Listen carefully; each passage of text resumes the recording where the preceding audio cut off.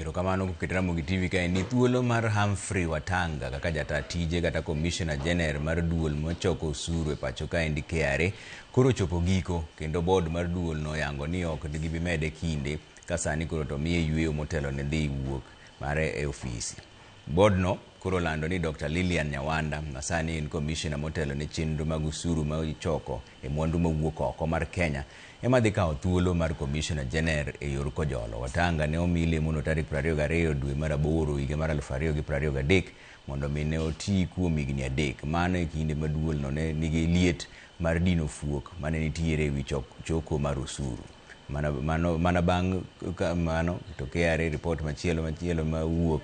majatend jotije sirikal oyango ni Watanga ema koro owal ne lemo mar jambetre mar Kenya e piny mar Afrika ma milambo.